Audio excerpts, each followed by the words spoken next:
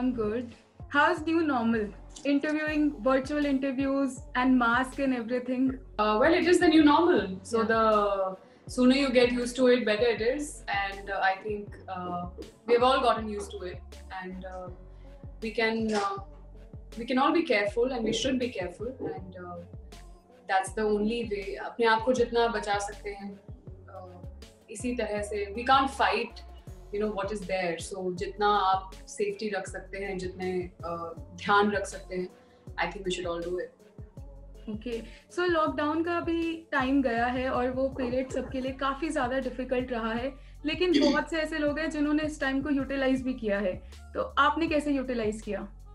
मैंने अपने साथ बहुत सारा वक्त बिताया, अपने काफ़ी चीज़ों को समझने की कोशिश की, वर्कआउट्स किए, अपने आप को हेल्दी रखा, सिर्फ फिजिकली नहीं बट मेंटली भी, इमोशनली भी, मेडिटेशंस किए, अच्छी किताबें पढ़ी, स्पिरिचुअल किताबें भी पढ़ी, कुछ अच्छा काम देखा, अच्छी फिल्में देखी, खाना बनाना मुझे आता है बट मैंने और बहुत कुछ खाने में और बहुत कुछ बनाना सीखा, which was great.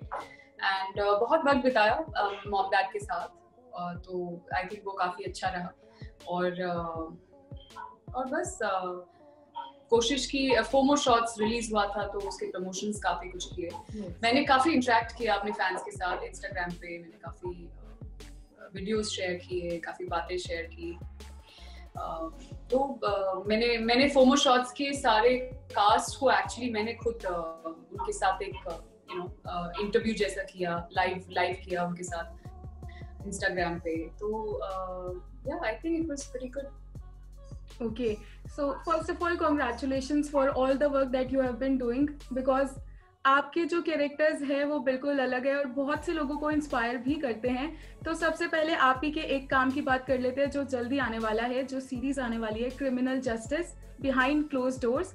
उसमें जो आपका कैरेक्टर है, सबसे पहले उसके बारे में बताइए. So, मेरे कैरेक्टर का नाम अनुराधा चंद्रा है और जैसा आपको ट्रेलर में दिखता है, अनुराधा एक बहुत ही अच्छी फैमिली में उनकी शादी हुई है.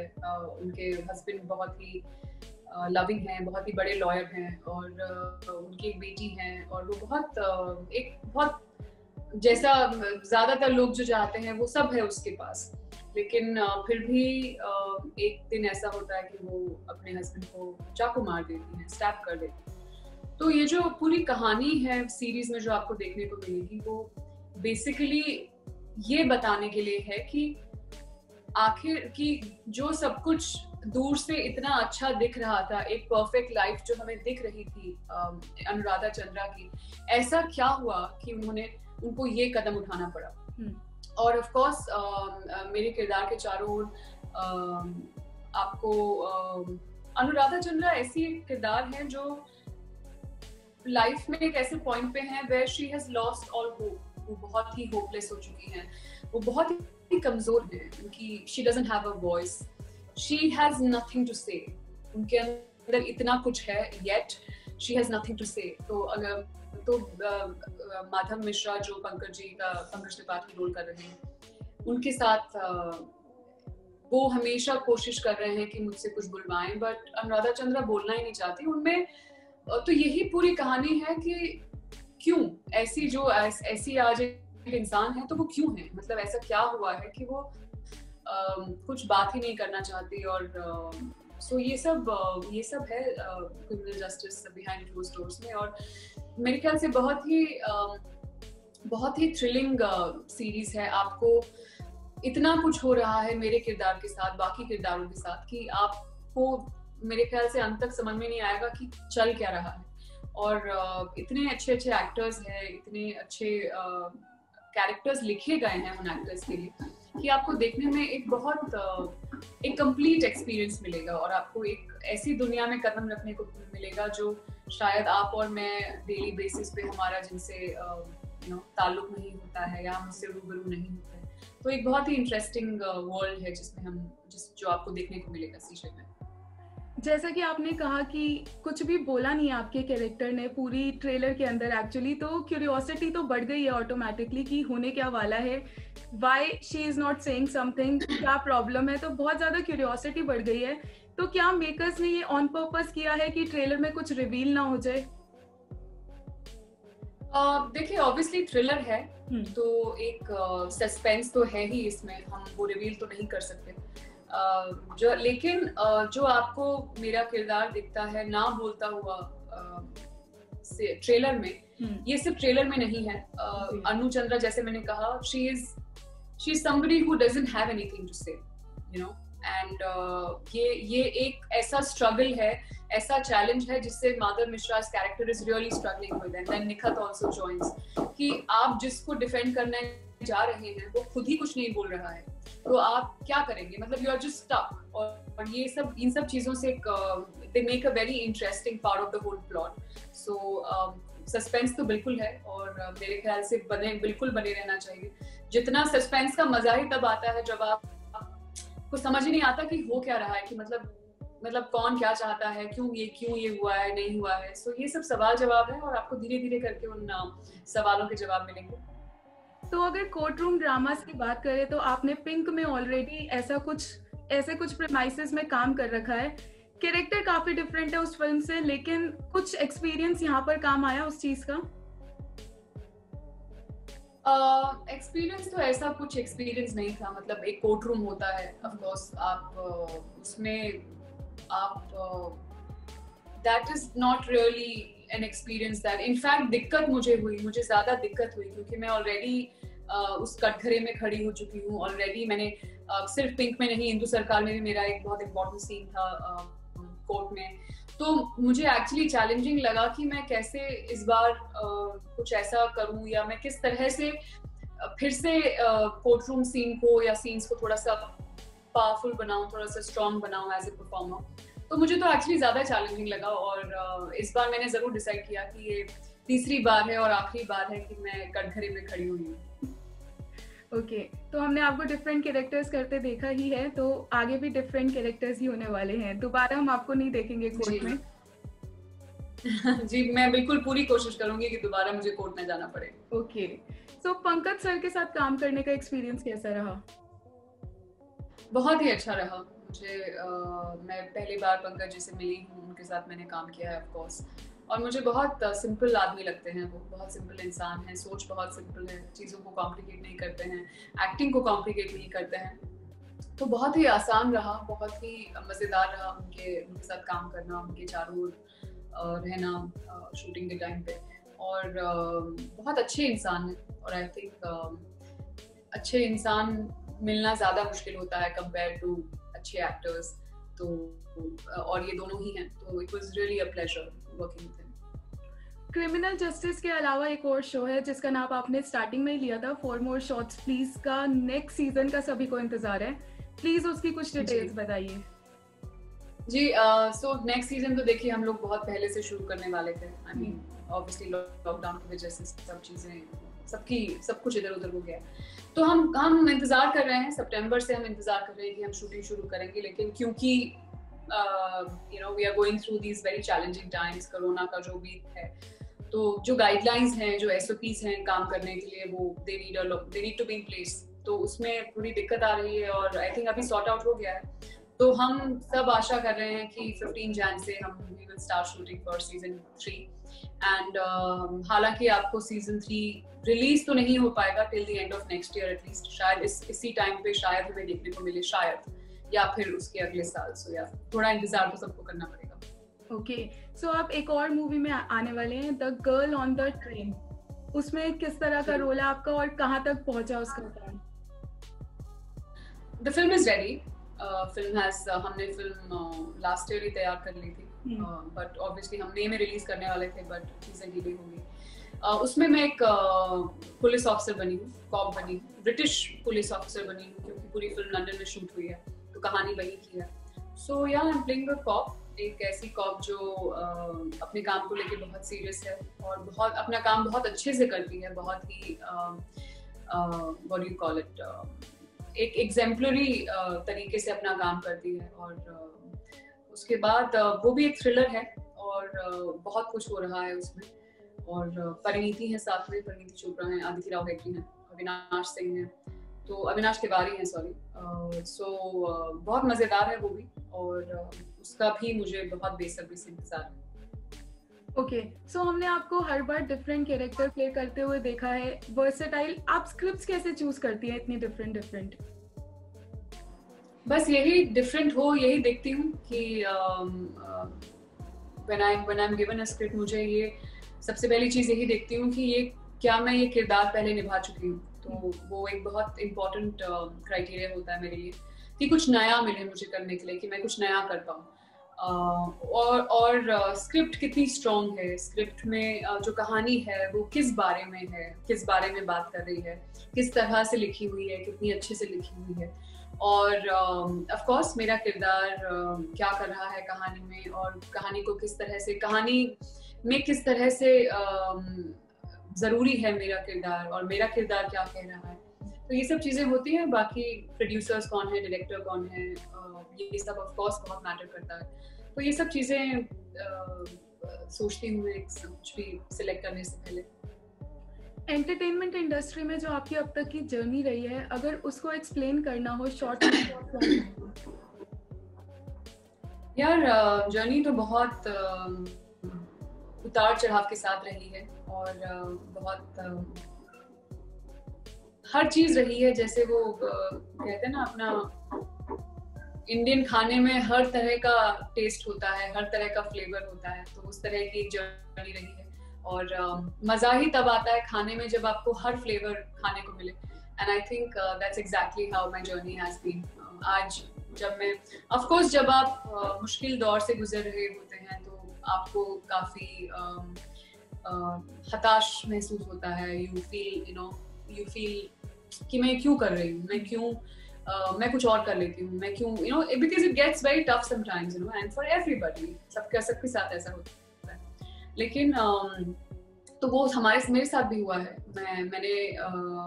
लेकिन मैंने ये किया है कि मैं उस मुश्किल दौर में मैंने अपने आप पे काम किया है, मैंने अपनी एक्टिंग पे काम किया है, चाहे मैं थिएटर वर्कशॉप्स करूं, चाहे मैं और थिएटर करूं, प्लेस करूं।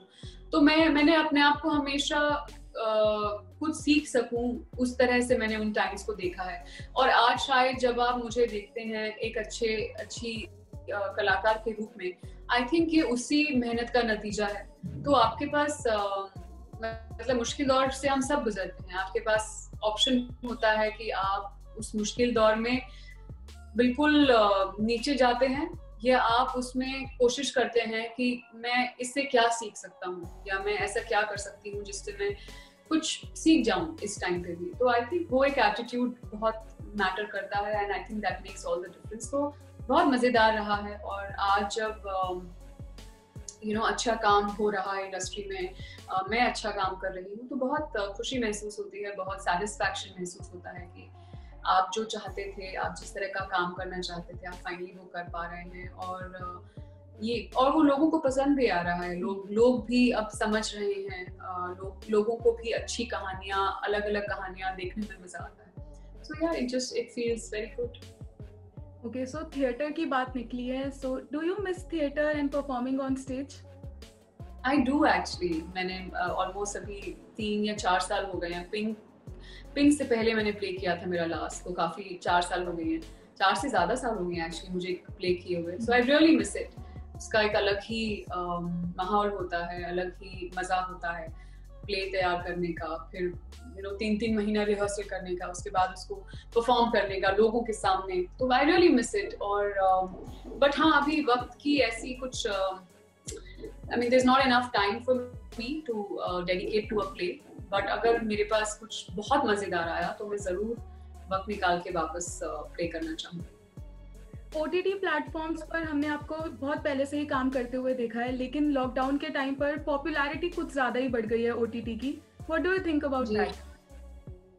हाँ, मतलब बिल्कुल यार, अगर ये एक ऐसा हुआ है लॉकडाउन के टाइम पे कि सब घर पे ही हैं, सब कुछ बंद हो गया है, और तब लोगों को OTT, लोगों का इंटरेस्ट OTT की तरफ बहुत ज्यादा बढ़ गया है। उन्होंने एक्सप्लोर किया है, पूरा एकदम ऐसे डिस्कवर किया है कि ये OTT की दुनिया होती क्या है।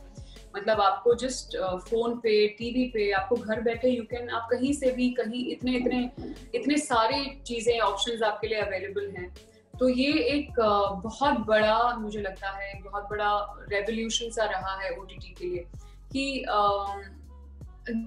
मतलब पहले लोग थे जो OTT को जानते थे और OTT को उनको मजा आता था देखने में। स्पेशली जो हमारी यूथ है वो जानती है OTT को।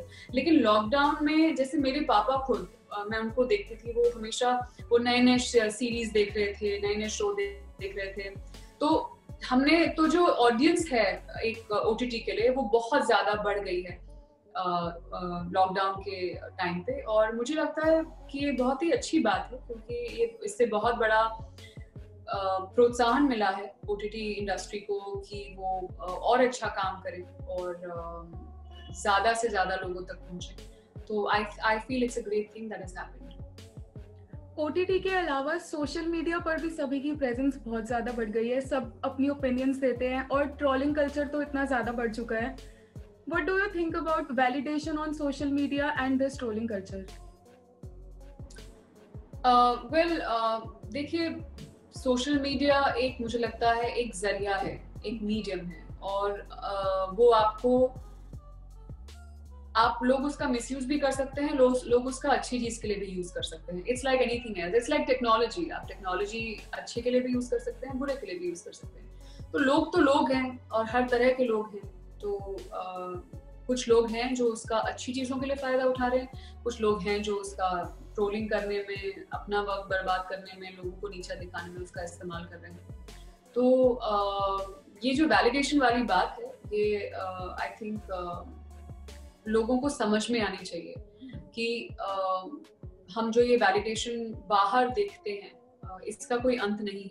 और सोशल मीडिया एक्चुअली एक ऐसी प्लेस है जहाँ पे हर कोई वैलिडेशन ढूंढ रहा है अलग अलग तरीके से, and it's a very dangerous thing to do. आप जब वैलिडेशन बाहर ढूंढना शुरू करते हैं और फिर आपको उसकी लत लग जाती है, आप बिना वैलिडेशन के आप अगर अपनी जिंदगी जी ही नहीं सकते। आपको हर चीज करते हुए आपको एक फोटो पोस्ट करनी है, उस पर लाइक्स आने चाहिए, उस पर लोगों का कमेंट आना चाहिए। तो ये इसका बहुत ही ज्यादा it is a very dangerous place to be in. और मेरे ख्याल से specially youth they have to be very very careful about doing this. मतलब उसको करिए, उसको एंजॉय करिए, बट उसमें फंस मत जाइए। तो ये जो एक समझ है, ये अनफॉर्चुनेटली हमको ही समझनी पड़ेगी और इसका ध्यान रखना पड़ेगा। Otherwise it can be a very very dangerous place, as I said, specially for youth जो चीजें समझ रहे हैं, नई चीजें एक्सप्लोर कर रहे हैं। तो ये एक ऐसा सर्कल है जो शायद बहुत ज्यादा आपको ट्रैप कर सकता है। ओके, सो हमने आपके अपकमिंग प्रोजेक्ट्स के बारे में कुछ के बारे में बात की है। अदर देन दैट और कौन से प्रोजेक्ट्स हैं पाइपलाइन में? I have a film called Shadistan, girl on the train के अलावा, जिसमें मैं एक सिंगर बनी हूँ, मेरा एक बैंड है।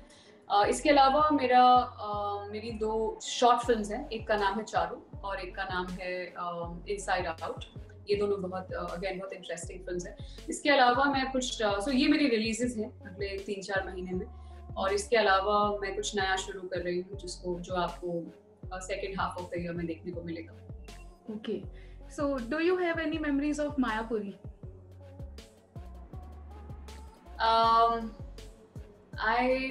मैंने मायापुरी इज अ नेम जो आप सुनते ही हैं। लाइक मैंने कभी एक्चुअली मैगजीन नहीं देखी है, और लेकिन मायापुरी मुझे पता है कि हमारी इंडस्ट्री की एक बहुत ही ज्यादा पॉपुलर मैगजीन है और आप लोगों की काफी ज्यादा रीच है। तो और मुझे नाम बहुत इंटरेस्टिंग लगता है मायापुरी, व्हिच इज लाइक हमारी नगरी को बोलते हैं माया नगरी। तो मुझे आप लोगों का ये नाम बहुत इंटरेस्टिंग है। तो या this is all I have. Okay, so at the end any message to the fans? Well, I just want to say to everyone, सबसे पहले तो stay safe, जितना मैंने जैसे स्टार्टिंग में कहा, अपने आप को सेफ रख सकते हैं प्लीज रखिए। और आई नो हम बहुत ही एक चैलेंजिंग दौर से गुजर रहे हैं, बट घबराइए नहीं, be very cautious but don't be scared. और अभी ये साल खत्म होने वाला है, तो सबको ढेर सारी शुभकामनाएं। एक नए साल में हम कदम रखने वाले हैं, नई उम्मीदों के साथ, नए सपनों के साथ, और एक नई सेहत के साथ।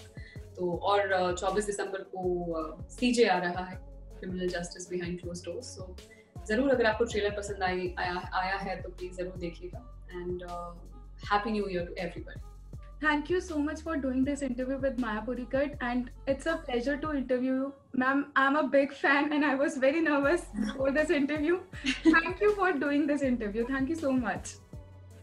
Thank you so much. You don't have to be nervous at all, but it's okay to be nervous. Don't worry about it. Okay. But thank you. Thank you so much, Sanjana. Take care. Bye.